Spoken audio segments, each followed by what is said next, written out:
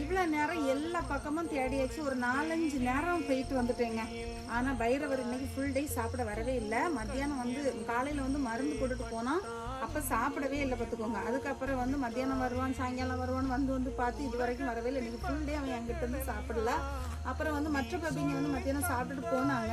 ராத்திரியும் வருவான்னு சொல்லிட்டு இவ்வளோ நேரமே போய் பார்த்துட்டு வந்தாச்சு. இது வரைக்கும் வரவே இல்லை. சாப்பாடு அப்படியே இருக்குது.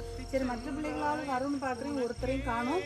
அப்புறம் வந்து பைரவருக்கு உடம்பு சரியில்லாதனால எங்கேயாவது படுத்து தூங்குறானா, அவனோட உடம்புக்கு என்ன ஆச்சு எதுவுமே எனக்கு தெரியல. மனசுக்கு ரொம்ப கஷ்டமாக இருக்குது. சாப்பாடை இப்போ நான் வெளியில் வச்சுட்டு போகிறேன். ஏன்னா ரொம்ப லேட் ஆகிடுச்சு பார்த்துக்கோங்க. இதுக்கு மேலே நான் காத்துட்டே இருந்தோம்னா கஷ்டமாக போயிடும். எவ்வளோ நேரம் வந்து பார்த்தாச்சு. அதனால் வாசலில் வச்சுட்டு போனால் பிள்ளைங்க வந்தாங்கன்னா கண்டிப்பாக சாப்பிடுவாங்க. பைரவருக்கு எதுவும் ஆகக்கூடாதுன்னு சொல்லிட்டு எல்லாரும் ப்ரேயர் பண்ணுவோம். சரியாங்க, நீங்களும் ப்ரேயர் பண்ணுங்கள். இதில் தான் சாப்பாடு வைக்கிறேன்.